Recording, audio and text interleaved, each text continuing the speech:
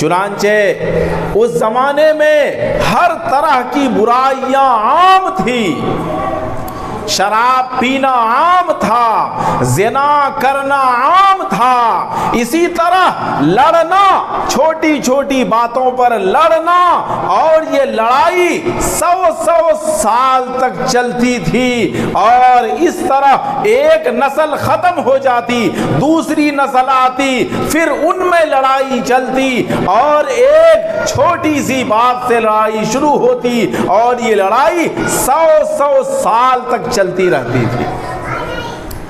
چنانچہ بزرگوں نے ایک واقعہ لکھا ہے، ذرا سمجھیں کہ اس زمانے میں لڑنے کا مزاج کتنا تھا، کہ ایک آدمی کا باغ تھا، اس میں ایک درخت تھا، اس درخت پر ایک پرندہ نے، ایک چڑیا نے اپنا گھر بنایا، جسے گھونسلہ کہا جاتا ہے۔ تو ایک انسان کے باغ میں ایک پرندہ نے اپنا گھر بنایا، گھونسلہ بنایا، اور اس میں اس نے انڈا دیا۔ پھر ایسا ہوا کہ کسی دوسرے آدمی کا اونٹ اس کے درخت کے پاس آیا اور درخت کے پتوں کو کھانا شروع کیا، اور پتے کھاتے ہوئے اس درخت میں حرکت ہوئی، وہ درخت ہلا، وہ جو چڑیے کا گھونسلہ تھا، گھر تھا، وہ نیچے گر گیا۔ جب اس درخت والے کو پتا چلا، وہ جوش میں آ گیا کہ کس کا یہ اونٹ ہے، یہ میری توہین ہے کہ میرے درخت پر ایک پرندہ نے گھر بنایا اور میرے درخت پر اس کا گھر محفوظ نہیں رہا، اس کا گھر ٹوٹ کر گر گیا، اس کا انڈا پھٹ گیا۔ چنانچہ لڑائی شروع ہو گئی۔ لڑائی کس سے شروع ہوئی کہ درخت پر ایک پرندہ نے اپنا گھر بنایا تھا، اس میں انڈا دیا تھا، مگر ایک دوسرے کے اونٹ نے آ کر اس گھر کو گرا دیا، اس گھونسلے کو گرا دیا، انڈا ٹوٹ گیا۔ یہاں سے لڑائی شروع ہوئی اور یہ لڑائی چلتی رہی۔ وہ زمانہ تھا کہ لڑائیوں کا عام مزاج تھا، باتوں باتوں میں وہ لڑتے تھے، اور اسی طرح اس زمانے میں لوگ اپنی بیٹیوں کو زندہ دفن کر دیتے تھے۔ چنانچہ قرآن کریم میں اللہ تبارک و تعالیٰ کا ارشاد ہے، وَإِذَا بُشِّرَ أَحَدُهُمْ وَإِذَا بُشِّرَ أَحَدُهُمْ بِالْأُنْثَى، جب ان میں سے کسی کو بیٹی پیدا ہونے کی خبر دی جاتی، ظل وجهه مسودا وهو كظيم، تو جب کسی کو خبر ملتی کہ اس کے گھر بیٹی پیدا ہوئی ہے تو غم کے مارے اس کا چہرہ سیاہ ہو جاتا، کالا ہو جاتا۔ یہ حال تھا۔ پھر وہ کیا کرتا؟ اس زندہ بیٹی کو قبر کھود کر دفن کر دیتا۔ یہ حال تھا کہ اتنے بے رحم ہو گئے تھے وہ لوگ کہ انہیں رحم نہیں آتا، اور زندہ اپنی بیٹی کو دفن کر دیا کرتے تھے۔ چنانچہ یہ جو آیت آپ کے سامنے پڑھی گئی، اس آیت کی تفسیر میں مفسرین نے لکھا ہے کہ اس زمانے میں ایک سردار تھا، کافروں کا سردار تھا، جس کا نام تھا حمزہ۔ بڑا سردار تھا، ہر دم اس کا دربار لگا رہتا تھا، اس کے دربار میں ہمیشہ لوگ جمع ہوتے تھے۔ ایک مرتبہ دربار لگا ہوا تھا، بہت سے لوگ آئے ہوئے تھے، بیٹھے ہوئے تھے کہ اتنے میں گھر سے خبر آئی، کسی نے آ کر آہستہ سے کان میں خبر سنائی۔ خبر کیا تھی کہ آپ کے گھر لڑکی پیدا ہوئی ہے۔ جب حمزہ کو یہ خبر ملی کہ آپ کے گھر لڑکی پیدا ہوئی ہے، آپ کی بیٹی پیدا ہوئی ہے، تو مفسرین نے لکھا ہے یہ خبر سنتے ہی اس کا چہرہ بدل گیا اور مجلس سے کھڑا ہوا اور اپنا راستہ لیا، وہ گھر سے دور چلا گیا، پوری زندگی واپس نہیں آیا۔ بیٹی پیدا ہوئی، اتنا غم ہوا کہ گھر سے دور چلا گیا، پوری زندگی واپس نہیں آیا۔ اور لوگ یہ سمجھتے تھے کہ بیٹی ہمارے لیے توہین ہے، بیٹی کو شرم کی چیز سمجھتے تھے، بیٹی کو ذلت کی چیز سمجھتے تھے۔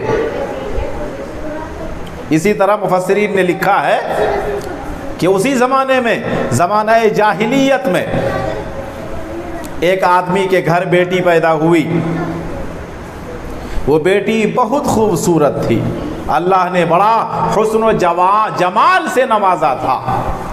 جب ماں نے دیکھا کہ اللہ نے اتنی پیاری بیٹی عطا فرمائی ہے تو ماں کو تو محبت ہوتی ہے۔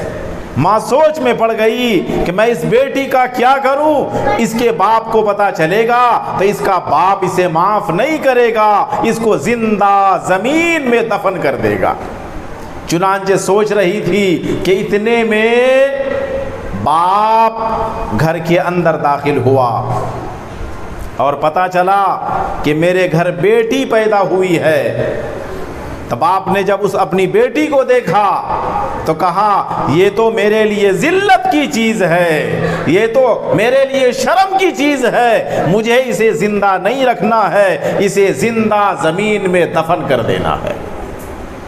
اب ماں تو چاہ رہی ہے کہ یہ بیٹی زندہ رہے، یہ بیٹی میرے پاس رہے، مگر باپ چاہتا ہے کہ اسے زندہ زمین میں دفن کر دیا جائے۔ چنانچہ ایسا ہوا کہ اس آدمی کو اچانک کہیں سفر میں جانا پڑ گیا۔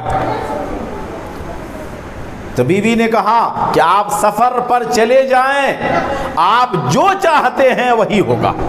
آپ یہی چاہتے ہیں کہ اس بیٹی کو زندہ زمین میں گاڑ دیا جائے، دفن کر دیا جائے، آپ سفر پر جائیں، یہ کام میں خود کروں گی۔ چنانچہ وہ آدمی سفر پر چلا گیا، لیکن ماں کو محبت ہوتی ہے، جو محبت ماں کے دل میں ہوتی ہے باپ کے دل میں نہیں ہوتی۔ اب ماں نے سوچا کہ اس پیاری بیٹی کو کیسے دفن کروں اور زندہ بھی رکھوں تو کس طرح رکھوں۔ ذہن میں آیا کہ ایسا کرو کہ یہ پیاری سی بیٹی کسی رشتہ دار کے گھر پہنچا دو۔ چنانچہ اس نے اپنی وہ بیٹی کسی رشتہ دار کے گھر پہنچا دیا اور خالی ہاتھ اپنے گھر واپس آئی۔ اتنے میں شوہر باہر سے آیا تو شوہر نے پوچھا کہ بیٹی کہاں ہے؟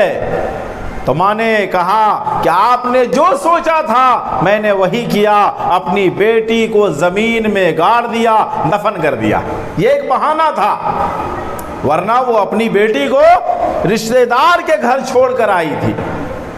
چنانچہ وہ بیٹی رشتہ دار کے گھر پلتی رہی، یہاں تک کہ کچھ بڑی ہو گئی، چلنے لگی، دوڑنے لگی۔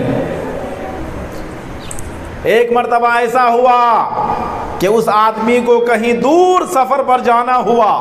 اس نے اپنی بیوی سے کہا کہ میں 3 مہینے کے لیے گھر سے دور جا رہا ہوں، سفر پر جا رہا ہوں، 3 مہینے کے بعد واپس آؤں گا۔ جب وہ آدمی سفر پر چلا گیا تو بیوی نے سوچا کہ یہ بہترین وقت ہے، اچھا موقع ہے، اپنی بیٹی کو لے آؤ اور اپنے پاس رکھو، 2-2.5 مہینہ رکھنے کا ٹائم ہے، وقت ہے، وہ تو 3 مہینے کے بعد آئے گا۔ چنانچہ بیوی نے اپنی بیٹی کو رشتہ دار کے گھر سے بیوی لے آئی اور اپنے پاس رکھنے لگی۔ لیکن ادھر ایسا ہوا کہ شوہر جو 3 مہینے کے لیے سفر پر گیا تھا وہاں کام جلدی ہو گیا، وہ 3 مہینے سے پہلے ہی واپس آ گیا۔ جب واپس آیا تو دیکھا کہ گھر میں ایک چھوٹی سی پیاری بچی دوڑ رہی ہے، تو خوش ہوا، کہا یہ بچی کس کی ہے؟ بیوی پہلے گھبرانے لگی، لیکن جب دیکھا کہ شوہر پیار بھری نظروں سے اس بچی کو دیکھ رہا ہے، اس کو چھو رہا ہے، تو بیوی نے ڈرتے ڈرتے بتا دیا کہ یہ تو اپنی ہی بیٹی ہے۔ تو شوہر نے کہا کہ تم نے تو بتایا تھا کہ میں نے اسے دفن کر دیا۔ تو بیوی نے کہا کہ بڑی پیاری بچی تھی، اس لیے میں نے سوچا کہ اس کو دفن نہ کروں، اپنے پاس رکھوں۔ یہ سن کر شوہر کے دل میں آیا کہ یہ میرے لیے ذلت ہے، یہ میرے لیے شرم ہے، میں اسے ضرور زمین میں دفن کروں گا۔ چنانچہ ایک دن ایسا ہوا کہ کہیں میلہ لگا اور باپ نے، شوہر نے اپنی بیوی سے کہا کہ بیٹی کو تیار کر دو، میں اسے میلہ دکھانے کے لیے لے جا رہا ہوں۔ ماں بھی سوچ رہی تھی کہ باپ کو محبت ہو گئی ہے، پیار ہو گیا ہے، تو ماں نے اس بچی کو تیار کیا اور اپنے شوہر کے ساتھ بھیج دیا۔ مگر وہ شوہر، بچی کا وہ باپ، جو بہانہ تو یہ کر رہا تھا کہ میں اسے میلہ لے کر جا رہا ہوں، مگر دل میں یہ تھا کہ اسے جنگل میں قبر کھود کر دفن کر دوں گا۔ چنانچہ اپنی اس بچی کو لے کر وہ جنگل کی طرف روانہ ہوا۔ وہ بچی کہہ رہی ہے کہ میرے والد آپ مجھے کہاں لے کر جا رہے ہیں؟ والد کہہ رہا ہے چلو میں تمہیں میلہ دکھانے کے لیے لے جا رہا ہوں۔ چنانچہ چلتی رہی وہ بچی، باپ کے ساتھ چلتی رہی۔ جب جنگل میں پہنچی تو باپ نے گڈھا کھودنا شروع کیا، اور جب باپ گڈھا کھود رہا تھا تو مٹی کپڑے پر پڑتی، سر پر پڑتی، وہ بیٹی کپڑے سے مٹی صاف کرتی اور والد کے چہرے سے مٹی صاف کرتی۔ مگر اس بچی کو کہاں پتا تھا کہ جو گڈھا کھودا جا رہا ہے یہ میرے لیے کھودا جا رہا ہے۔ چنانچہ جب گڈھا کھودنے کا کام پورا ہوا تو اس آدمی نے اپنی بیٹی کو پکڑ کر گڈھے میں گرایا۔ وہ بیٹی چلا رہی ہے کہ اے ابو جان، آپ نے تو کہا تھا کہ میلہ دکھانے کے لیے لے جا رہا ہوں، آپ مجھے گڈھے میں کیوں ڈال رہے ہیں؟ وہ بچی روتی رہی، چلاتی رہی، مگر باپ اوپر سے مٹی ڈالتا رہا اور اس طرح اپنی بیٹی کو زندہ دفن کر کے واپس آیا۔ یہ ایسا زمانہ تھا۔ اور جب ہمارے نبی آئے تو ہمارے نبی علیہ السلام نے بیٹیوں کو درجہ دیا، عورتوں کو درجہ دیا، اور ہمارے نبی نے کہا کہ جس نے 2 بیٹیوں کی پرورش کی کانت لہو سترم من النار، تو اس کے لیے جہنم سے رکاوٹ ہے، وہ جہنم میں نہیں جائے گا۔ ہمارے نبی نے بیٹیوں کی فضیلت بیان کی کہ تم بیٹیوں کو زندہ دفن کرتے ہو۔ بیٹیوں کا تو یہ مقام ہے کہ جس نے 2 بیٹیوں کی، بعض روایات میں آیا ہے 1 بیٹی کا بھی یہی مقام ہے کہ اگر انسان تربیت کرے، انہیں دین سکھائے، صحیح تربیت کرے، صحیح پرورش کرے، کان لہو سترم من النار، اس کے لیے جہنم سے رکاوٹ ہے، جہنم سے بچنے کا ذریعہ ہے۔ تو وہ زمانہ تھا جسے زمانہ جاہلیت کہا جاتا ہے، اور اس زمانے میں بت پرستی بھی عام تھی۔ کعبہ اور کعبہ کا جو صحن ہے، کفار مکہ وہاں بت رکھے ہوئے تھے، 360 بت، اور ہر ایک بت الگ الگ کام کے لیے رکھا گیا تھا کہ اس بت کا تعلق بارش کے ساتھ ہے، پانی برسانا نعوذ باللہ اس کا کام ہے، بارش کو روکنا اس کا کام ہے، اولاد دینا اس کا کام ہے، بیٹا دینا اس کا کام ہے، یہ کام کرنا اس کا کام ہے۔ اس طرح انہوں نے کعبۃ اللہ کو بتوں سے بھر دیا تھا، 360 بت تھے۔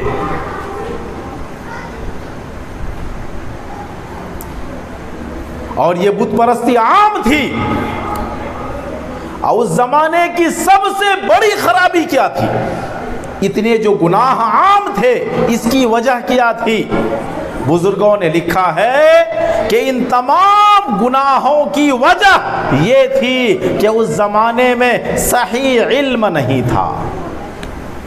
اس زمانے میں صحیح علم نہیں تھا. اور یاد رکھیں علم اسے کہا جاتا ہے جو خالق کی پہچان کرائے, جو خالق کی طرف لے جائے, جو دین کا راستہ دکھائے. جن علم کے ذریعے ہم پیسے کماتے ہیں, یہ علم اللہ کی نظر میں علم نہیں ہے, یہ تو کمانے کا ایک آلہ ہے.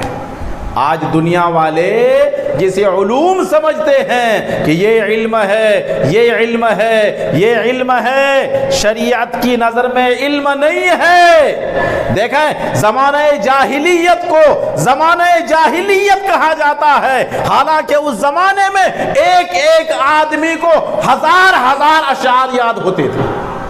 ایک آدمی کا دماغ اتنا مضبوط ہوتا تھا کہ اس زمانے میں لکھنے کا رواج نہیں تھا. لوگ لکھنے کو برا سمجھتے تھے کہ لکھے وہ جس کے پاس دماغ نہ ہو. ہمارے پاس تو دماغ ہے. تو اس زمانے میں شعر و شاعری کا مقابلہ ہوتا تھا, نسب کا مقابلہ ہوتا تھا کہ سب سے بہتر خاندان کس کا ہے, مقابلہ ہوتا تھا. اور یہ سارا مقابلہ زبانی چلتا تھا. اتنا دماغ تھا. عربی زبان بولنے والے تھے, تو عربی زبان بولنا یہ بھی علم نہیں ہے. ابو جہل عربی بولتا تھا, ابو لہب عربی بولتا تھا, وہ سارے عربی بولتے تھے. تو عربی جاننا یہ علم نہیں ہے. بہت سے اشعار یاد کر لینا, بہت سی دوائیوں کے نام یاد کر لینا, آج کے زمانے سے کہیں تو یہ علم نہیں ہے. علم وہ ہے جو مخلوق کو خالق سے جوڑے. زمانے جاہلیت میں اس طرح کے علوم تھے. اس زمانے میں بھی ڈاکٹر تھا, اس زمانے میں بڑے بڑے شعراء تھے, لیکن پھر بھی اس زمانے کو کہا جاتا ہے جاہلیت والا زمانہ, کیونکہ صحیح علم نہیں تھا. اور آج ہم بھی اپنے بچوں کو صحیح علم نہیں دے رہے ہیں. آج ہم اپنے بچوں کو شوق سے اسکول تو بھیجتے ہیں, کالج تو بھیجتے ہیں, لیکن شوق سے نہ اسے مکتب بھیجتے ہیں, شوق سے نہ اسے مدرسہ بھیجتے ہیں. بس ہم ٹال دیتے ہیں, جائے جو چاہے پڑھ لے. نہ ہم یہ دیکھتے ہیں کہ ہمارا بچہ کتنا پڑھا, کیا پڑھتا ہے, کتنا جانتا ہے. ہمیں اسکول کے بارے میں, اسکول کی پڑھائی کے بارے میں جتنی فکر ہے, دینی علم کے بارے میں اتنی فکر نہیں ہے. تو آقا مدنی صلی اللہ علیہ وسلم کے آنے سے پہلے کا جو زمانہ ہے وہ زمانہ جاہلیت ہے. اس زمانے میں اس زمانے کے حالات کو بیان کرنے والے لکھتے ہیں کہ اس زمانے کی مثال ایسی ہے کہ اس زمانے میں سمجھو کہ ایک بڑی سی گاڑی تھی, سارے لوگ اس گاڑی پر سوار ہیں, وہ گاڑی چل رہی ہے, کسی کو پتا نہیں کہ یہ گاڑی کدھر کو جا رہی ہے. اس زمانے کی حالت ایسی تھی کہ لوگوں نے مثال بیان کی ہے کہ سمجھو کہ اس زمانے میں سارے لوگ چل رہے تھے, کہاں جا رہے تھے کسی کو پتا نہیں. حالانکہ جس راستے پر چل رہے تھے وہ راستہ انہیں جہنم کی طرف لے جا رہا تھا, لیکن کسی کو پتا نہیں تھا کہ یہ راستہ ہمیں کہاں لے جا رہا ہے. مورخین نے لکھا ہے کہ اس زمانے کے حالات کو بیان کرتے ہوئے کہ ان اللہ نظر الی اہل الارض, کہ اس زمانے میں اللہ تو ہر جگہ ہے, ہر چیز اللہ کی نظر میں ہے. اللہ نے زمین پر بسنے والے لوگوں کو دیکھا, فَمَقَتَهُمْ عَرَبَهُمْ وَعَجَمَهُمْ, تو اللہ نے دیکھا سارے صحیح راستے سے دور ہیں, سارے گمراہ ہیں, سارے بھٹک گئے ہیں, چاہے وہ عرب والے ہوں چاہے وہ عجم والے ہوں. اللہ نے دیکھا کہ سارے صحیح راستے سے دور ہو چکے ہیں, صحیح راستے کو بھول چکے ہیں. الا بقایا من اہل الکتاب, مگر تھوڑے سے لوگ تھے, عیسائیوں میں سے تھوڑے سے لوگ تھے جن کے پاس علم تھا, لیکن وہ پہاڑوں میں چھپے ہوئے تھے. اس لیے کہ معاشرہ ماحول اتنا خراب ہو چکا تھا کہ ماحول گاؤں بستی میں رہ کر عمل کرنا مشکل تھا، تو جن لوگوں کے پاس صحیح علم تھا وہ پہاڑوں میں چلے گئے تھے کہ چلو وہیں جا کر اپنے رب کو یاد کرتے۔ تو اس زمانے میں صحیح علم نہیں تھا، اگر کچھ لوگوں کے پاس تھا علم تھا تو پھر عمل نہیں تھا، اور اگر کہیں عمل تھا تو ہمت نہیں تھی کہ ہم اس کام کو لے کر کھڑے ہوں، اس کام کو آگے بڑھائیں، لوگوں کو صحیح دین کی طرف بلائیں، اس کی ہمت بھی نہیں تھی۔ چنانچہ جب اللہ تبارک و تعالیٰ نے زمین والوں کی حالت کو دیکھا کہ یہ سارے جہنم کی طرف جا رہے ہیں، یہ سارے گمراہی کی طرف جا رہے ہیں، تو اللہ کو رحم آ گیا، تو اللہ کو زمین والوں پر رحم آ گیا، اور اللہ نے اپنے پیارے حبیب جناب محمد الرسول اللہ صلی اللہ علیہ وسلم کو ان کی ہدایت کے لیے، ان کی رہنمائی کے لیے اس دنیا میں پیدا فرمایا۔ اچھا، اس زمانے کی یہ حالت تھی، اس زمانے میں لوگ بے چین تھے۔ دیکھیں، جب انسان گناہ کرتا ہے تو انسان سے سکون ختم ہو جاتا ہے، تو اس زمانے میں بے چینی تھی، ہر ایک انتظار میں تھا کہ کوئی آئے اور اس بے چینی کو دور کرے، کوئی آئے جو ہمیں سکون عطا کرے، کوئی آئے جو ہمیں راستہ دکھائے۔ چنانچہ سب کو انتظار تھا، اور علماء نے لکھا ہے کہ انتظار صرف انسانوں کو نہیں تھا، جنات کو بھی انتظار تھا کہ کوئی آئے اور انسانوں کی رہنمائی کرے، فرشتوں کو بھی انتظار تھا، جو فرشتے گناہ لکھ لکھ کر تھک گئے تھے۔ اس زمانے میں فرشتوں کو نیکیاں لکھنے کا موقع نہیں تھا، سارے تو برے تھے، تو فرشتوں کو بھی انتظار تھا کہ کوئی آئے اور انہیں نیکیوں کے راستے پر لگائے، ہم تو گناہ لکھتے لکھتے تھک گئے ہیں۔ زمین کو انتظار تھا کہ زمین کے اوپر سجدہ کرنے والا کوئی نہیں تھا، آسمان کو انتظار تھا کہ آسمان کے نیچے رب رب کہنے والا کوئی نہیں تھا، سب کو انتظار تھا۔ اور ایک واقعہ پیدا ہوا، اس زمانے میں ایک واقعہ ظاہر ہوا جس سے سب لوگوں کی امید اور بڑھ گئی۔ واقعہ کیا ہوا کہ جو کعبہ تھا اس زمانے میں اہل عرب کی نظر میں کعبہ کا بڑا مقام تھا، وہ کعبہ کو اللہ کا گھر سمجھتے تھے، اگرچہ کعبہ کے اندر وہ بت رکھے ہوئے تھے، مگر ان کے دلوں میں کعبہ کی بڑی عزت تھی، بڑا مقام تھا۔ اس زمانے میں دوسری جگہوں میں عیسائیوں کی حکومت تھی، حبشہ کا بادشاہ نجاشی، اس زمانے میں حبشہ کا جو بھی بادشاہ گزرا، ہر ایک کو نجاشی کہا جاتا ہے، تو شاہ حبشہ کی طرف سے ایک جگہ صنعاء جو عرب سے قریب تھا، وہاں کا گورنر تھا ابرہہ۔ ابرہہ نے جب دیکھا کہ عرب والے کعبہ کو بڑا مقام دیتے ہیں اور بہت عزت دیتے ہیں، اور یہ کعبہ کی زیارت کے لیے سفر کرتے ہیں اور کعبہ کا طواف کرتے ہیں، تو ابرہہ کے دل میں جلن پیدا ہوئی۔ وہ سوچا کہ ایسا کیوں نہ ہو کہ لوگ کعبہ کو بھول جائیں اور ہم لوگوں کے لیے ایک دوسرا گھر بنائیں، لوگ کعبہ کو چھوڑ کر ہمارے گھر کا طواف کریں۔ چنانچہ ابرہہ نے ایک بڑا عالی شان گرجا بنایا، ٹیمپل بنایا، اس کا نام رکھا قلیس، اور اعلان کر دیا کہ اب لوگ کعبہ کا سفر نہ کریں، لوگ اس قلیس کو دیکھنے کے لیے آئیں، اس کا طواف کریں۔ لیکن عرب والے، ان کے دل میں کعبہ کی عزت تھی، کعبہ کا مقام تھا، وہ کہاں ماننے والے تھے۔ چنانچہ عرب والوں نے انکار کر دیا کہ ہم کعبہ کو نہیں چھوڑ سکتے، ہماری جان چلی جائے گی مگر ہم کعبہ کو نہیں چھوڑیں گے۔ اور ایک عربی آدمی نے یہ شرارت کی کہ رات کے وقت وہاں پہنچا اور قلیس میں جا کر پاخانہ کر دیا اور اس کو گندا کر دیا، اور رات کے اندھیرے میں چپکے سے واپس آ گیا۔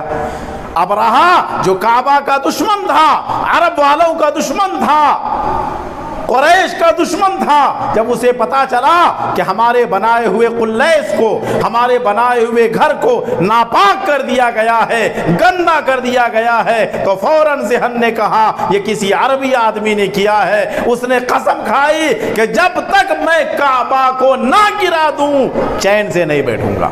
چنانچہ ابرہہ نے ایک فوج تیار کیا اور اس میں بہت سے ہاتھیوں، بہت بڑی تعداد میں اس نے ہاتھیوں کے ساتھ عرب کی طرف روانہ ہوا، خود ایک ہاتھی پر سوار ہوا۔ اس زمانے میں ہاتھیوں سے بڑا بڑا کام لیا جاتا تھا، لڑائی کے میدان میں بھی لوگ ہاتھیوں کو لے کر جاتے تھے۔ چنانچہ ابرہہ نے فوج کے ساتھ اور بہت سے ہاتھیوں کے ساتھ کعبہ کو گرانے کے لیے سفر کیا۔ بڑا قافلہ تھا۔ جب قریش مکہ کو پتا چلا، کعبہ کی خدمت کرنے والے قریش تھے، جب قریش کو پتا چلا کہ ابرہہ ہاتھیوں کے ساتھ اور بہت سے لوگوں کے ساتھ کعبہ کو منہدم کرنے کے لیے، کعبہ کو گرانے کے لیے آ رہا ہے، تو قریش مکہ نے ہمت ہار دی، بھائی ہم ان کا مقابلہ نہیں کر سکتے۔ اور قریش مکہ نے مشورہ کیا کہ جب وہ کعبہ کو منہدم کرنے کے لیے مکے میں داخل ہوگا تو ہم مکہ خالی کر دیں گے، ہم پہاڑوں پر چلے جائیں گے اور ہم دیکھیں گے۔ قریش نے یہ کہا کہ ہم مقابلہ نہیں کریں گے، لیکن قریش کا ایمان تھا کہ یہ کعبہ جس کا گھر ہے وہ ضرور حفاظت کرے گا۔ ذرا سمجھیں، قریش والے اس زمانے میں کافر تھے، مشرک تھے، مگر اتنا بھروسہ تھا کہ کعبہ کی حفاظت اللہ کرے گا، اتنا ایمان تھا۔ چنانچہ جب ابرہہ فوج کو لے کر ہاتھیوں کے ساتھ مکے میں داخل ہوا تو قریش مکہ نے مکے کو خالی کر دیا، یہ پہاڑوں میں چھپ گئے اور وہاں سے دیکھنے لگے۔ چنانچہ جب وہ قافلہ آگے بڑھا تو پھر اللہ نے اپنے گھر کی حفاظت کا سامان کیا، اللہ نے پرندوں کا ایک بڑا جھنڈ بھیج دیا۔ ان پرندوں کے چونچ میں، پاؤں میں، ان کے منہ میں چھوٹے چھوٹے کنکر تھے، وہ پرندے آسمان پر پھیل گئے اور ان پرندوں نے ان چھوٹے چھوٹے کنکر کو گرانا شروع کیا، اور وہ کنکر نہیں تھا، وہ اللہ کی طرف سے عذاب تھا، ایک میزائل تھا۔ مفسرین نے لکھا ہے وہ کنکر گرتا، جس کے سر پر گرتا سوراخ کرتا ہوا زمین تک پہنچ جاتا۔ تو اس طرح سے اللہ تبارک و تعالی نے ان پرندوں کے ذریعے ابرہہ کے لشکر کو تباہ کر دیا، برباد کر دیا، وہ سارے مر گئے یا پھر ان کا بدن زخمی ہو گیا، وہ سارے واپس ہو گئے، اور اللہ نے اس طرح سے اپنے گھر کی حفاظت کی۔ جب یہ واقعہ ظاہر ہوا تو عرب والوں کو بڑی امید ہو گئی اور قریش کی وہ خوب عزت کرنے لگے کہ دیکھو اللہ نے قریش کی عزت بچا لی، اپنے گھر کو بچا لیا اور قریش پر رحم فرمایا۔ چنانچہ لوگوں کو امید ہو گئی کہ ایسا لگتا ہے کہ اب قریش میں کوئی آنے والا ہے، کوئی ہماری رہنمائی کے لیے آنے والا ہے اور وہ قریش میں ہی ہوگا۔ چنانچہ پھر وہ وقت آیا، اسی مہینے میں ربیع الاول کا مہینہ تھا، پیر کا دن تھا، صبح کا وقت تھا کہ اللہ تبارک و تعالی نے اپنے رسول، اپنے حبیب، سردار انبیاء جناب محمد عربی صلی اللہ علیہ وسلم کو اس دنیا میں پیدا فرمایا۔ آقا مدنی صلی اللہ علیہ وسلم کے آنے سے پہلے آپ अलैहिस्सलाम फरमाते हैं कि जब मैं माँ के पेट में था तो उस ज़माने में मेरी माँ ने ख्वाब देखा कि उनके जिस्म से एक नूर निकला और वो नूर फैलता गया, यहाँ तक कि मुल्क के शाम की बड़ी बड़ी इमारतें, महल्लात रोशन हो गए।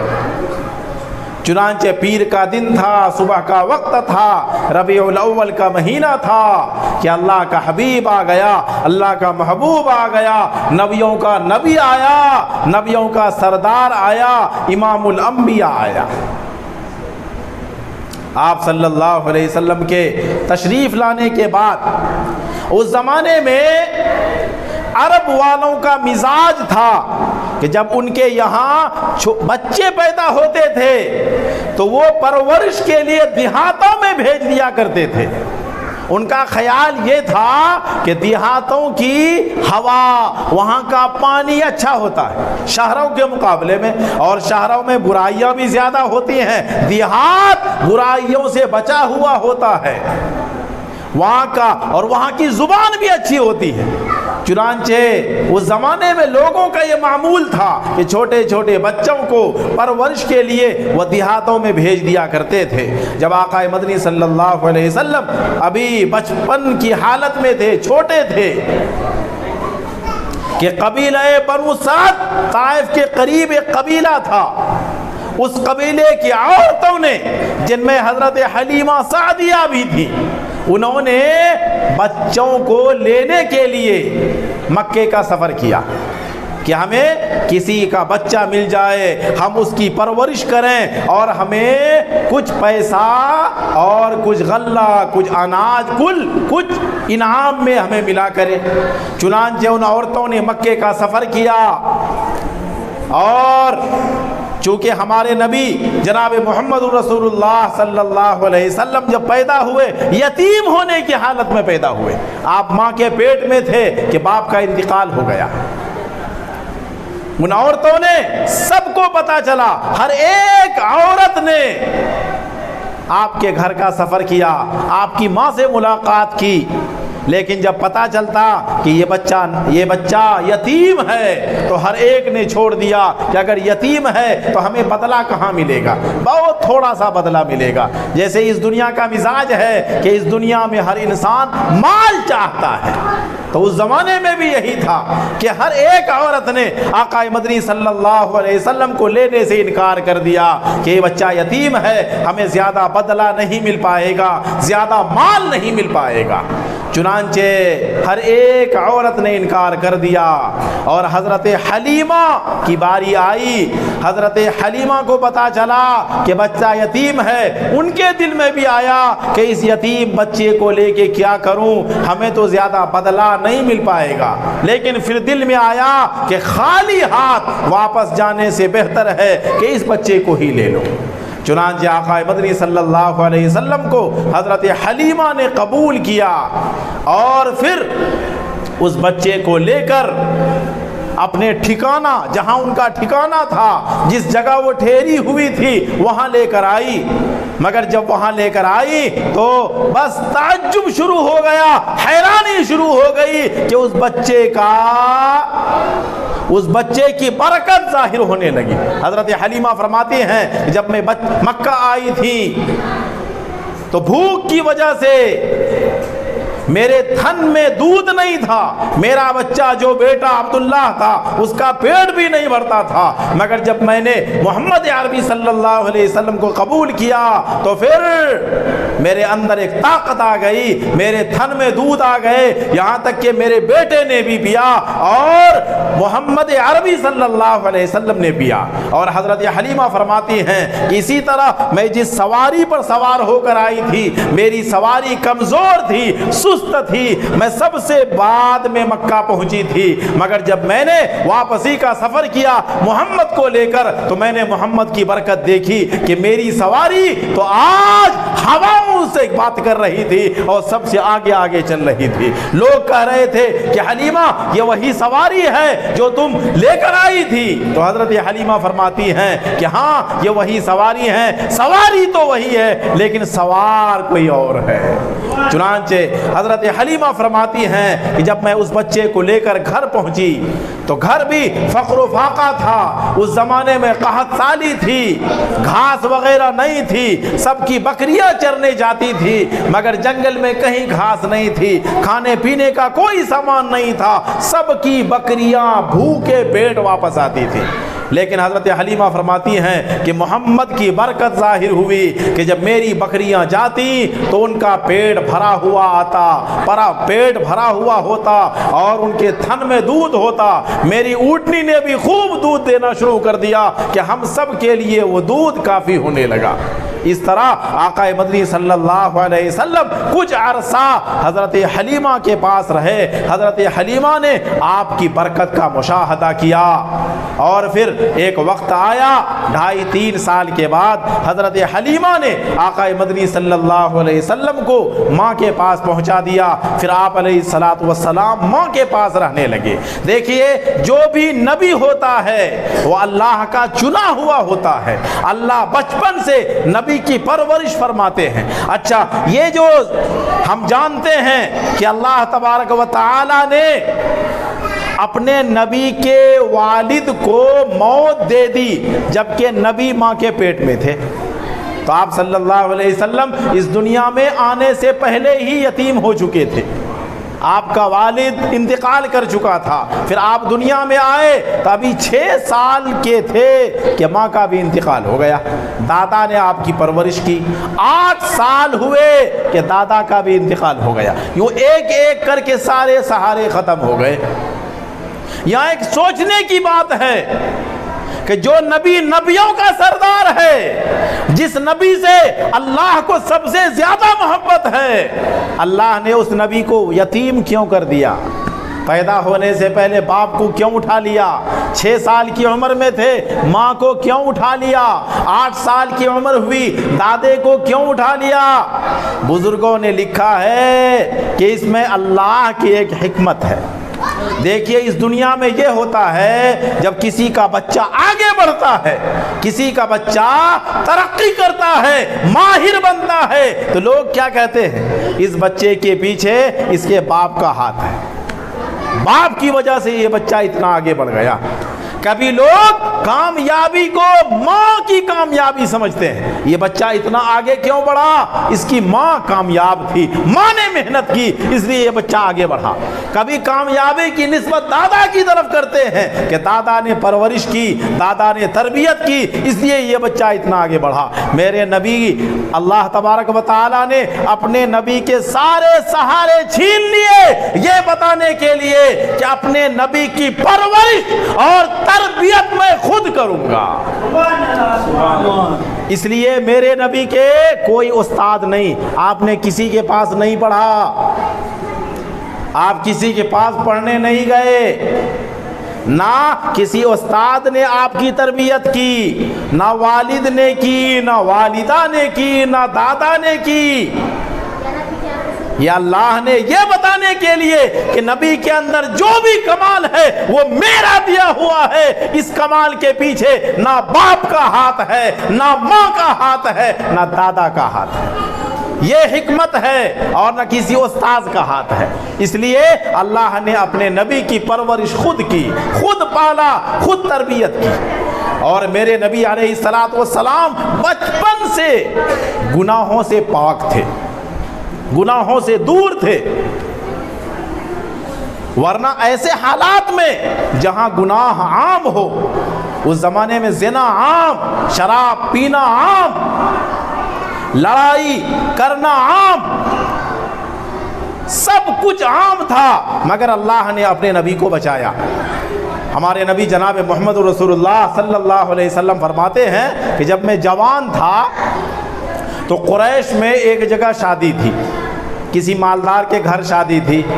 اب ہم لوگ جانتے ہیں کہ مالدار کے یہاں شادی ہوتی ہے تو وہ رنگین شادی ہوتی ہے، اس میں گانا بجانا بھی ہوتا ہے، بہت کچھ غلط ہوتا ہے، ڈھول بھی ہوتا ہے، باجا بھی ہوتا ہے، اس لیے کہ یہ جو مال ہے نا، یہ مال آتا ہے تو اپنے ساتھ بہت کچھ لے کے آتا ہے۔ یہ جو مالداری ہے نا، مال یہ مال خالی نہیں آتا، یہ مال آتا ہے تکبر لے کے آتا ہے، یہ مال آتا ہے برائی لے کر آتا ہے، یہ مال آتا ہے تو اپنے ساتھ خرافات لے کر آتا ہے۔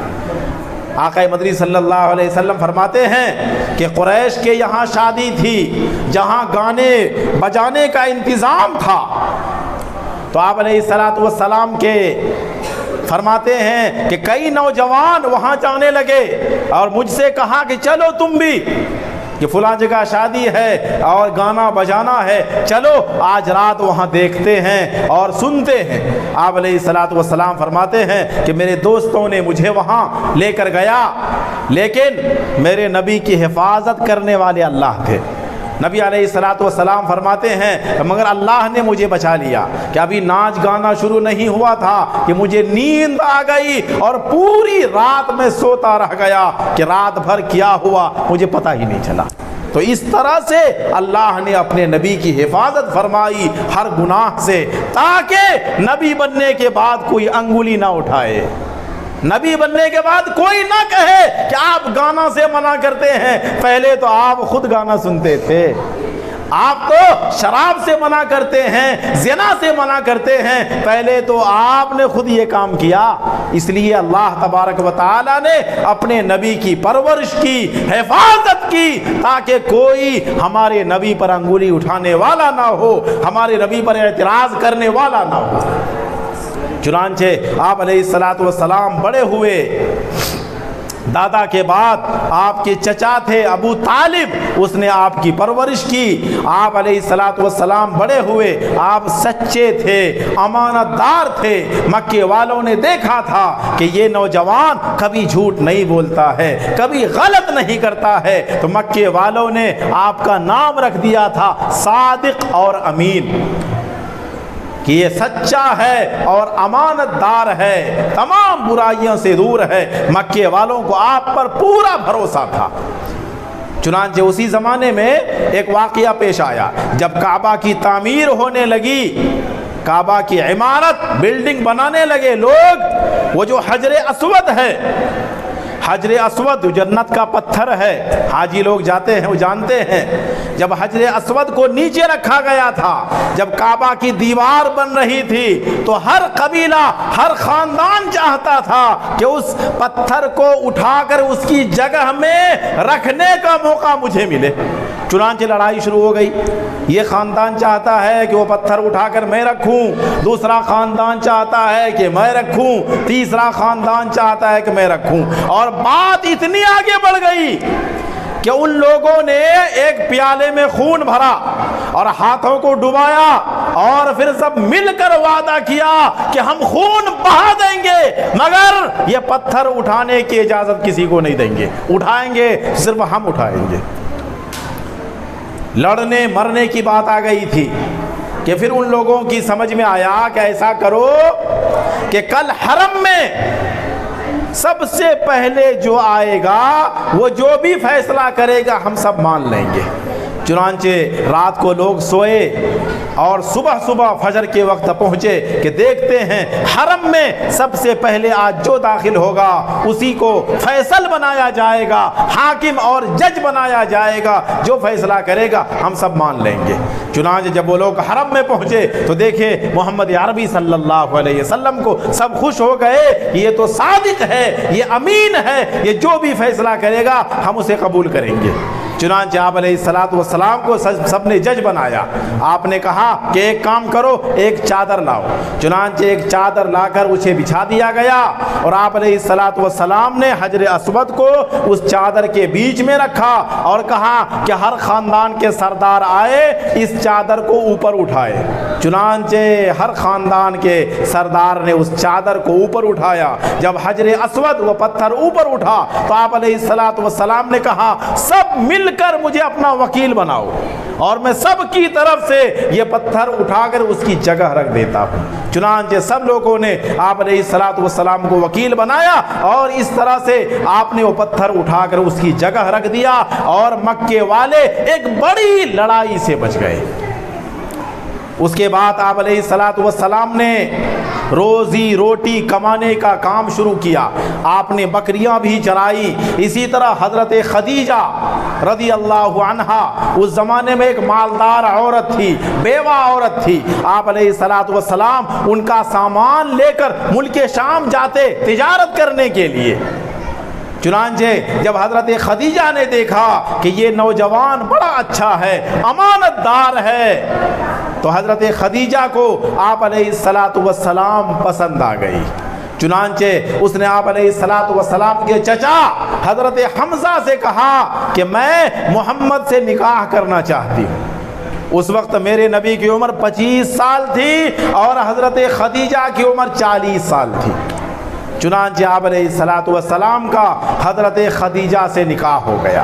آج دنیا والے جو ہمارے نبی پر اعتراض کرتے ہیں کہ نبی نے اتنی شادیاں کیوں کی, ان کے منہ پر یہ تماچا ہے کہ اگر میرے نبی خواہش کے غلام ہوتے تو پھر 25 سال کی عمر میں 40 سال کی بیوہ عورت سے نکاح نہیں کرتے. اور یہ بھی آپ نے حضرت خدیجہ سے نکاح کیا, اور حضرت خدیجہ جب تک زندہ رہی آپ نے دوسرا نکاح نہیں کیا.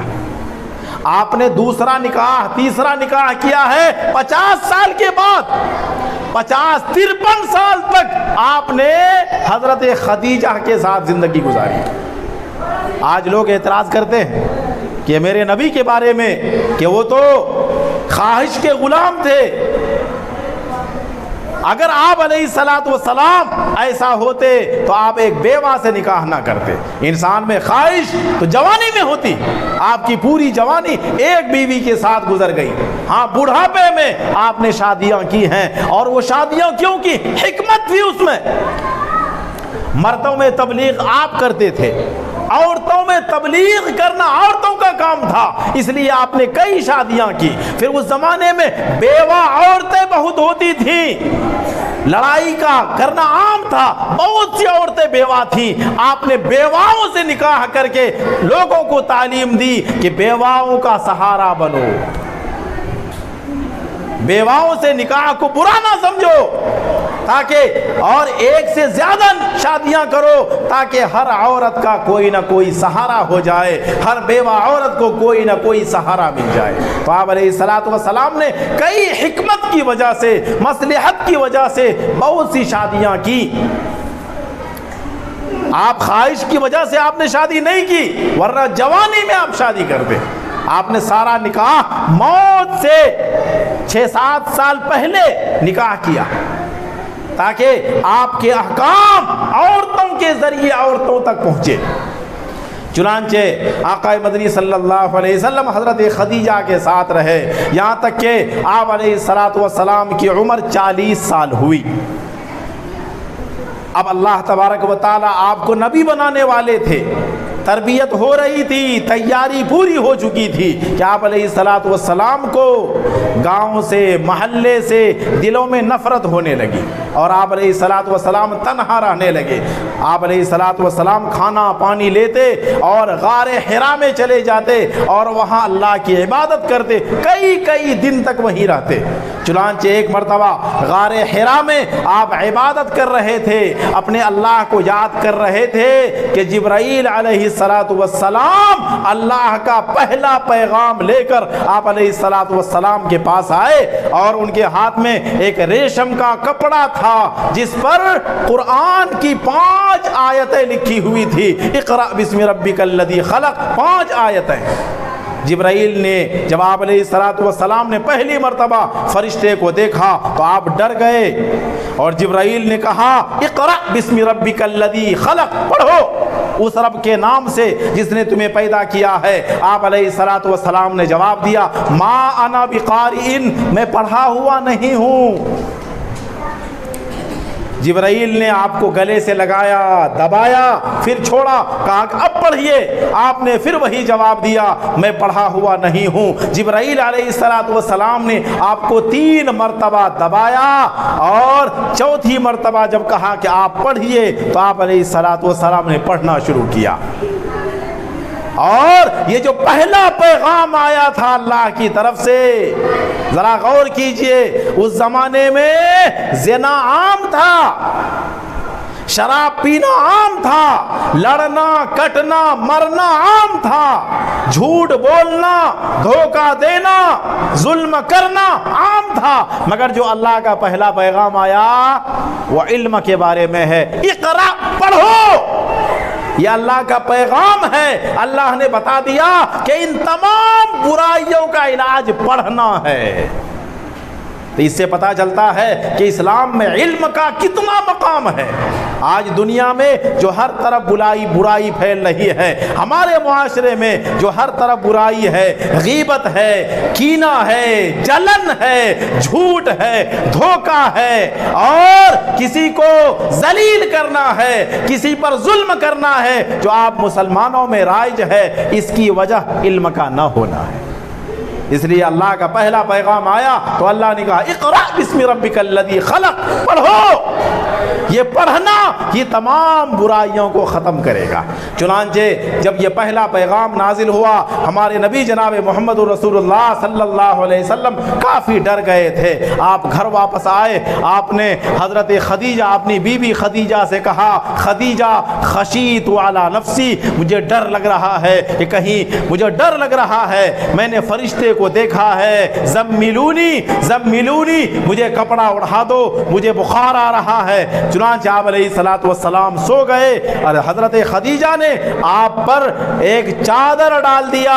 جب آپ علیہ السلام کی گھبراہٹ ختم ہوئی تو آپ علیہ السلام نے حضرت خدیجہ کو پورا واقعہ بتایا کہ میرے ساتھ ایسا ایسا ہوا ہے، میں نے فرشتے کو دیکھا، فرشتے نے یہ پیغام لایا خشیت علی نفسی، مجھے تو اپنی جان کا خوف ہو رہا ہے۔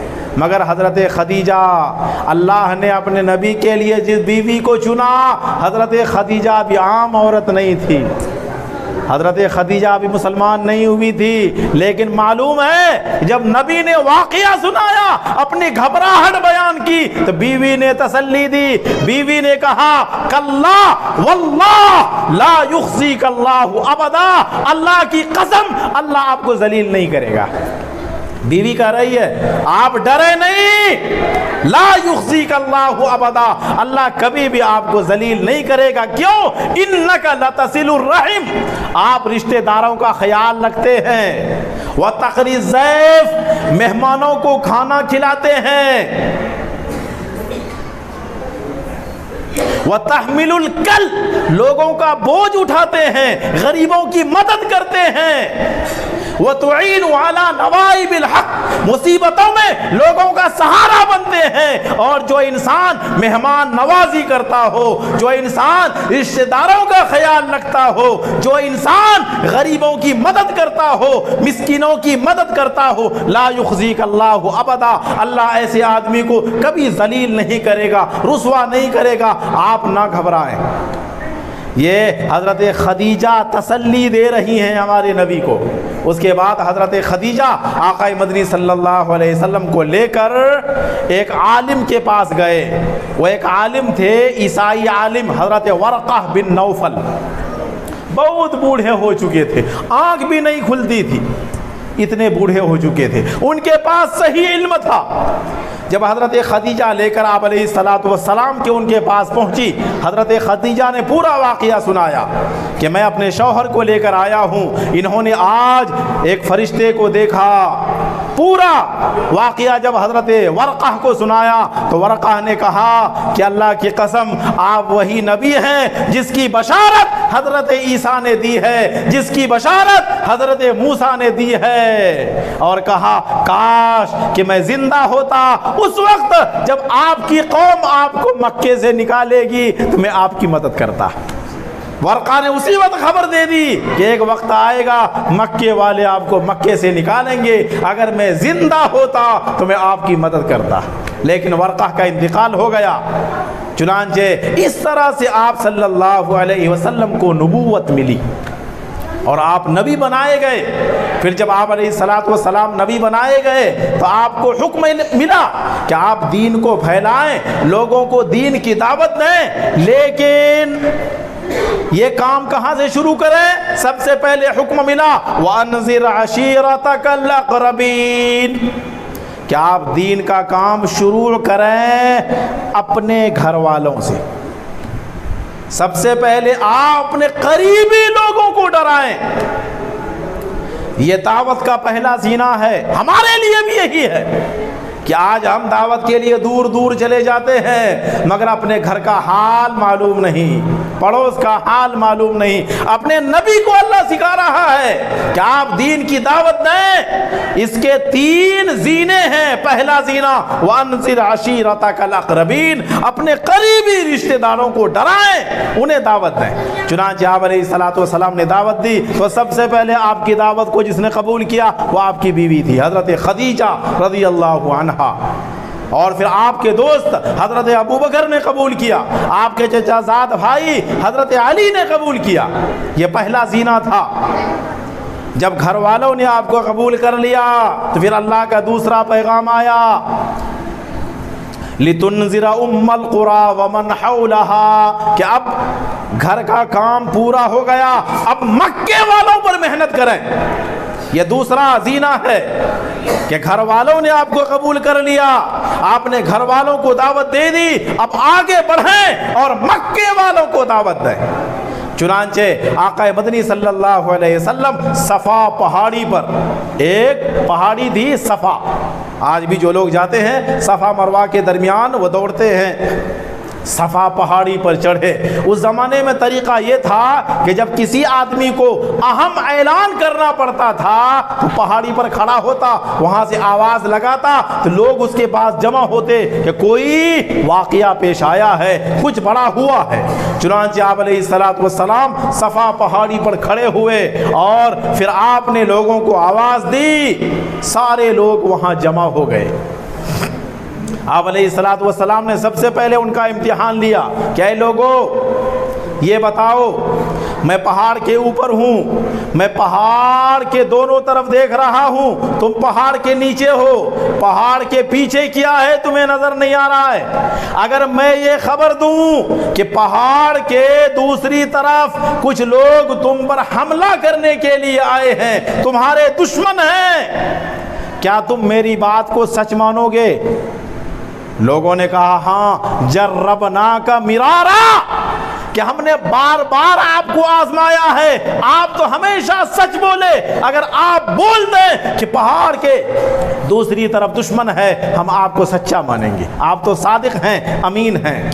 جب آپ نے اتنا وعدہ لے لیا, آزما لیا, اب آپ نے انہیں سنایا کہ میں اللہ کا نبی ہوں, میں تمہیں جہنم سے ڈرانے کے لیے آیا ہوں, تم حق کو قبول کر لو اور اللہ کے عذاب سے ڈرو. جب آپ نے دین کا اعلان کیا تو سب سے پہلے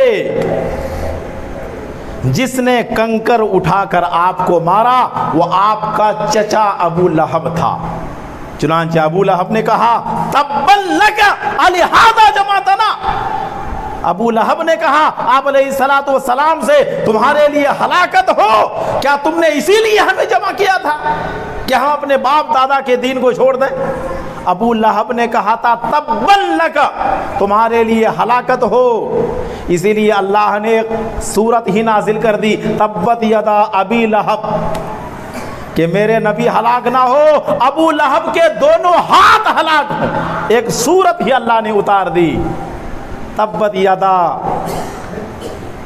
ابو لہب نے. تو سب سے پہلے نبی کی مخالفت جس نے کی اور کنکر اٹھا کر نبی کی طرف جس نے چلایا, نبی کو تکلیف پہنچانے کی کوشش کی, یہ ابو لہب تھا.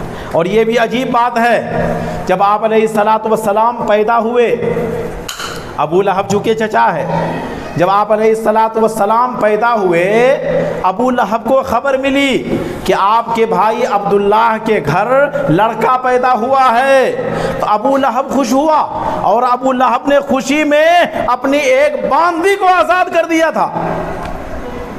جو پیدائش پر خوشی ہوا تھا دین قبول نہیں ہے. اللہ نے اعلان کیا کہ ابو لہب جہنمی ہے, نبی کی پیدائش پر خوش ہو جانا یہ جنتی ہونے کی دلیل نہیں ہے. عید میلاد النبی منانا عمل نہ ہو یہ جنتی ہونے کی دلیل نہیں ہے. دیکھیے نبی کی پوری زندگی, نبی کی پوری سیرت یہ صرف سیرت کو بیان نہ کیا جائے، اس سے بڑھ کر اور بڑا کام عمل کرنا ہے۔ اصل کام عمل کرنا ہے۔ قرآن پڑھنا ثواب کا کام ہے، لیکن اصل کام قرآن پر عمل کرنا ہے۔ اسی طرح یہ جلسہ کرنا، نبی کی سیرت کو بیان کرنا، نبی کے حالات کو بیان کرنا ثواب کا کام ہے، لیکن اصل مقصد نہیں ہے۔ اصل مقصد تو نبی کے نقش قدم پر چلنا ہے، نبی کی زندگی کو اپنانا ہے، یہ ہے اصل مقصد۔ صرف خوش ہونا یہ تو ابو لہب کا کام ہو سکتا ہے، کسی مسلم کا کام نہیں ہو سکتا۔ آج وہی ہے، کتنے مسلمان ہمارے ہیں کہ پوری زندگی نہ نبی کا خیال، نہ اللہ کا خیال، نہ سنت کا خیال، نہ فرض کا خیال، نہ واجب کا خیال، نہ جمعہ جماعت کا خیال۔ ربیع الاول کا مہینہ آیا، سارا جوش اب پیدا ہوا۔ اب یہ 1 تاریخ سے لے کر 12 تاریخ تک اب یہ چندہ کرنا، جلسہ کرنا، جلوس نکالنا، نعرہ لگانا، لیکن زندگی میں نماز نہیں۔ تو یہ عشق نبی نہیں ہے، یہ نبی کی محبت نہیں ہے۔ جو کسی سے محبت کرتا ہے اس کی ایک ایک ادا پہ قربان ہوتا ہے۔ ایک انسان دنیا میں جب کسی سے محبت کرتا ہے کیا کہتا ہے؟ آپ کے لیے تو جان قربان۔ آج دنیا میں ہر عاشق اپنی محبوبہ سے یہی کہتا ہے نا کہ آپ کے ایک اشارے پر جان قربان۔ آپ رات کو کہو بلاؤ، رات کو بندہ حاضر، دن کو بلاؤ، دن کو بندہ حاضر۔ ارے اللہ کے بندے، ہمارا رب کا مؤذن 5 مرتبہ بلاتا ہے، کیا جتنی محبوبہ سے محبت ہے اللہ سے اتنی بھی محبت نہیں ہے کہ نیند کو چھوڑ کر مسجد آ جاؤ؟ جس نبی نے ہمارے لیے خون بہایا، اپنے دانت مبارک شہید کیے، صحابہ کرام نے بیوی کو بیوہ کیا، بچوں کو قربان کر دیا، تب وہ دین ہم تک پہنچا ہے۔ لیکن دین سے ہماری محبت کتنی ہے؟ ہماری محبت کتنی ہے؟ کسی کو دین سے اتنی محبت ہے کہ وہ جمعہ پڑھ لیتا ہے، کس کے دین سے اتنی محبت ہے کہ بس سال میں ایک جلوس نکال لیتا ہے، کسی کو اتنی محبت ہے کہ نماز جنازہ میں صرف شریک ہوتا ہے۔ یہ ہے ہماری محبت کا عالم۔ تو میرے محترم، یہ جو محبت ہمیں مسجد تک لے کر نہیں آتی، وہ جنت تک لے کر کیسے جائے گی؟ اس لیے نبی سے اتنی محبت کرے، اتنا پیار کرے کہ نبی کی محبت میں مسجد کو آباد کریں، نبی کی محبت میں اللہ کے گھر کو آباد کریں۔ ایک شاعر کہتا ہے ان المحب لمن يحب مطیع، کہ محبت کرنے والا جس سے محبت کرتا ہے اس کی تو بات مانتا ہے۔ محبت کرنے والا اپنے محبوب کی بات مانتا ہے۔ مسلمانوں، تم کیسے محبت کرنے والے ہو کہ نبی کی بات ماننے کے لیے تیار نہیں؟ تو پہلے زمانے میں یہ جو اسلام دنیا میں پھیلنے کے لیے آیا ہے، جب آقا مدنی صلی اللہ علیہ وسلم نے اسلام کا عام اعلان شروع کیا، ابھی آپ کو سنایا، کفار مکہ کو دعوت دی تو کفار مکہ آپ کے دشمن بن گئے۔ وہ سارے کفار مکہ آپ کے چچا کے پاس آئے، ابو طالب کے پاس، اور کہا بھتیجے کو روکو، وہ ایک نئے دین کی دعوت دے رہا ہے۔ تو آپ کے چچا نے آپ صلی اللہ علیہ وسلم کو بلایا اور کہا کہ میرے بھتیجے، مجھ پر اتنا زور نہ ڈالو، میں پریشان ہو جاؤں۔ یعنی مطلب یہ تھا کہ پورے مکے کی طرف سے مجھ پر دباؤ ہے کہ بھتیجے کو روکو۔ تو آپ کے ہمارے نبی نے کیا جواب دیا کہ اے میرے چچا، اگر یہ کفار مکہ میرے ایک ہاتھ پر سورج اور دوسرے ہاتھ پر چاند لا کر رکھ دیں اور کہیں کہ اس دعوت سے رک جاؤ، تب بھی میں نہیں رکوں گا۔ اب میرے سامنے 2 ہی راستے ہیں، یا تو یہ دین غالب ہو یا میری جان چلی جائے، میرے سامنے تیسرا کوئی راستہ نہیں ہے۔ اور ہمارے سامنے کتنے راستے ہیں؟ میرے نبی کے سامنے 2 راستے تھے، یا تو دین پھیلے یا اس کام میں میری جان چلی جائے۔ ہمارے سامنے کتنے راستے ہیں؟ ہمارے سامنے جتنے راستے ہیں، مسجد کی طرف سے کوئی راستہ آنے والا نہیں ہے۔ ہماری زندگی کے جتنے راستے ہیں کوئی بھی راستہ مسجد کی طرف نہیں جاتا ہے، کوئی بازار کی طرف جاتا ہے، کوئی کسی اور طرف جاتا ہے، مسجد کی طرف جانے والا کوئی راستہ نہیں ہے۔ اس لیے نبی کی سیرت، نبی کی حالت اور نبی کی سنت کو جو بیان کیا جاتا ہے تو مقصد یہ ہے کہ ہم اس کو اپنائیں، اپنی زندگی میں لائیں، تب کامیابی ہے۔ صرف سن لینا اس کو کہا جا سکتا ہے کہ ایک ثواب کا کام تو ہے، لیکن اصل مقصد نہیں ہے۔ اصل مقصد عمل کرنا ہے، اصل مقصد دین پر چلنا ہے، نبی کی ایک ایک سنت کو زندہ کرنا ہے۔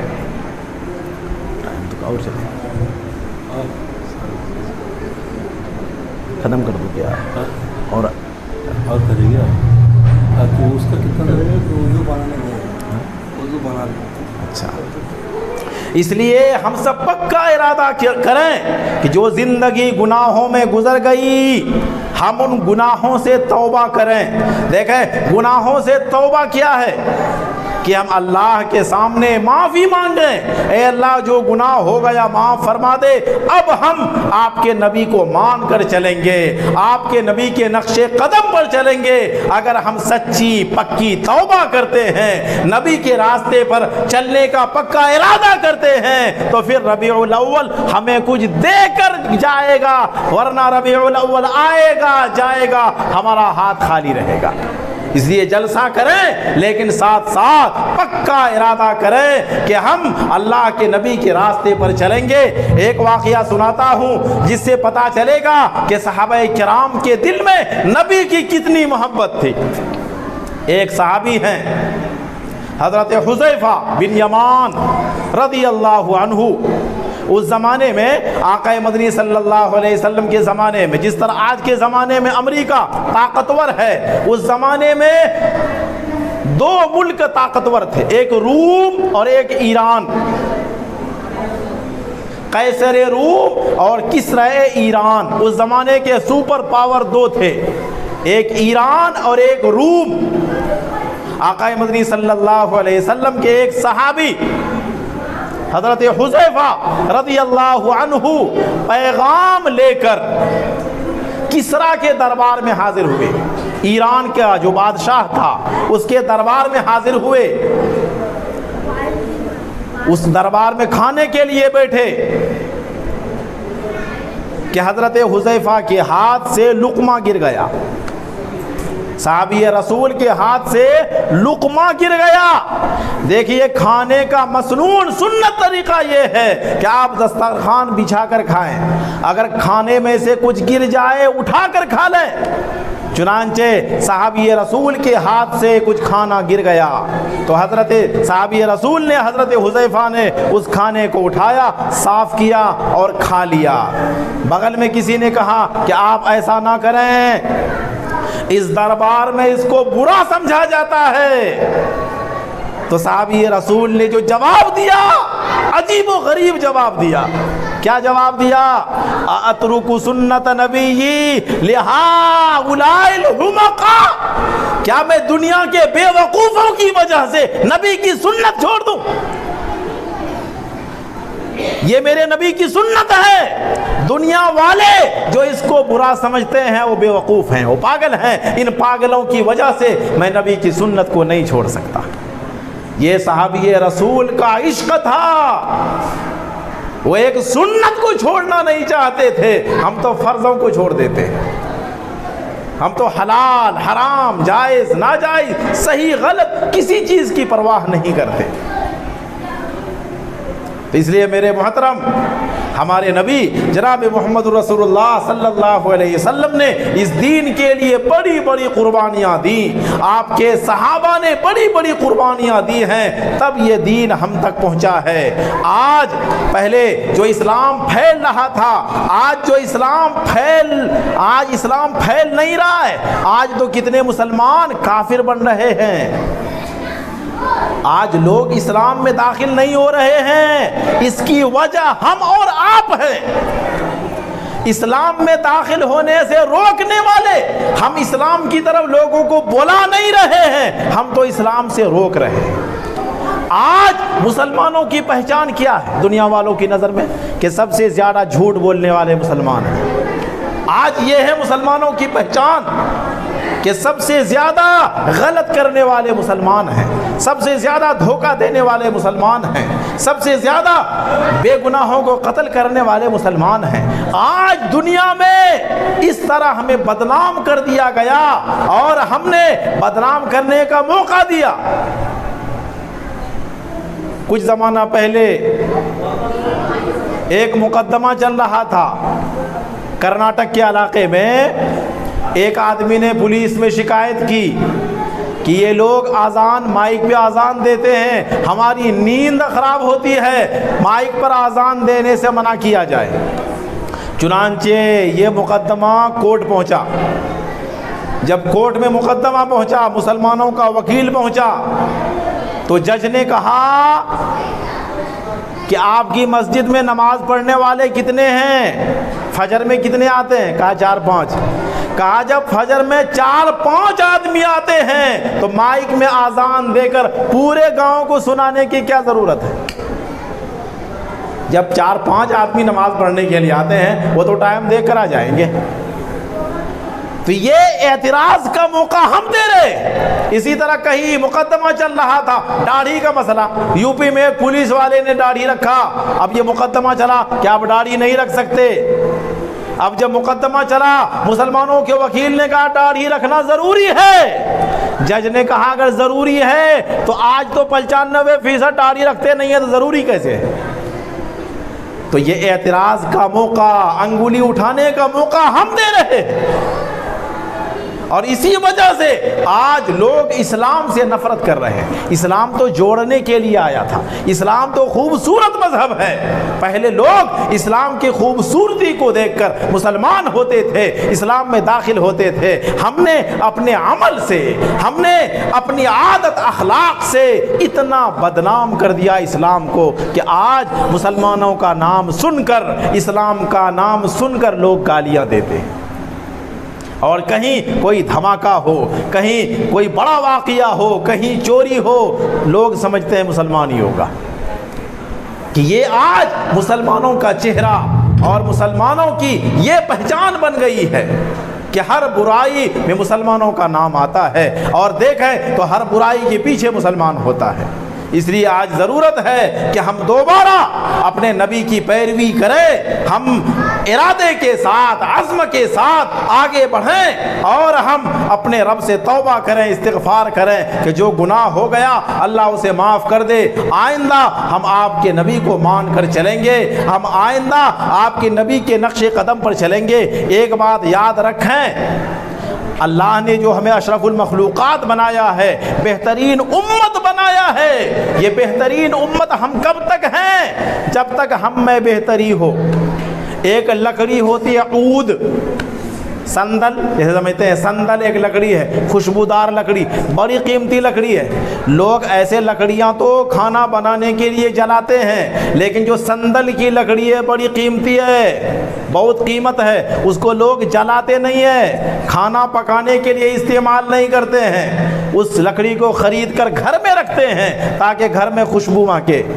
وہ لکڑی قیمتی ہے کب تک؟ جب تک اس میں خوشبو ہو۔ اگر اس لکڑی میں خوشبو نہ ہو تو پھر اس لکڑی کو ہم کھانا پکانے کے لیے استعمال کریں گے۔ اسی طرح سمجھ لیں ہم اشرف المخلوقات اور آخری نبی کی پیاری امت ہے۔ کب تک؟ جب تک ہم میں انسانیت ہو، ہم میں مسلمانی ہو، دین ہو، یہی ہماری خوشبو ہے۔ اگر ہم میں دین نہ ہو تو ہماری خوشبو ختم، ایمان نہ ہو، اعمال نہ ہو تو پھر کفار جس طرح جہنم میں ڈالے جائیں گے۔ اگر ہم میں اعمال نہیں رہے، ایمان نہیں رہے تو اسی طرح جلاون کی طرح ہم بھی جہنم میں ڈالے جائیں گے۔ اس لیے ہم آخرت کی فکر کریں، قبر کی فکر کریں۔ ہم بارہا سنتے ہیں کہ آخرت کی پہلی منزل قبر ہے، وہیں سے سزا اور جزا کا عمل شروع ہو جائے گا، لیکن سب کچھ سننے کے باوجود ہمارے دل میں خوف پیدا نہیں ہوتا۔ اور ہم دن ہو یا رات ہو گناہ کرتے جا رہے ہیں، گناہ کرتے جا رہے ہیں، ہمارے دل میں نہ جہنم کا خوف ہے نہ اللہ کا خوف ہے، ایسا لگتا ہے کہ ہم ایک آزاد ہیں، اللہ نے ہمیں آزاد کر دیا ہے کہ جیسا چاہو کرتے رہو۔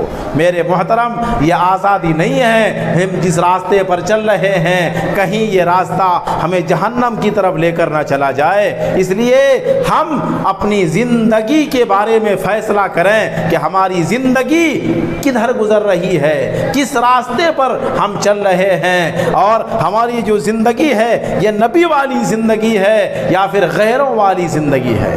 اپنا چہرہ، اپنا لباس، اپنا اٹھنا بیٹھنا سب سنت کے مطابق بنائیں، اسی میں ہماری کامیابی ہے، یہی ہمارے لیے نجات کا راستہ ہے، یہی سیدھا راستہ ہے، اسی راستے پر چل کر ہمارا نبی بھی خوش ہوگا، ہمارا رب بھی خوش ہوگا، اور کل قیامت کے دن ہمارے نبی ہمارے بارے میں سفارش کریں گے کہ اللہ اسے جنت میں داخل کر دے۔ اور اگر ہم نے بے دینی کے ساتھ زندگی گزاری تو کل قیامت کے دن ذلیل ہو جائیں گے، رسوا ہو جائیں گے، نبی کی شفاعت سے محروم ہو جائیں گے۔ اس لیے ہم سب ارادہ کریں کہ جو گناہ ہو گیا اللہ اسے معاف فرمائے، آئندہ ہم سب سنت و شریعت کے مطابق زندگی گزاریں گے۔ اللہ تبارک و تعالیٰ سے دعا کریں کہ اللہ کہنے سننے سے زیادہ عمل کی توفیق عطا فرمائے۔ وآخر دعوانا الحمد للہ رب العالمین۔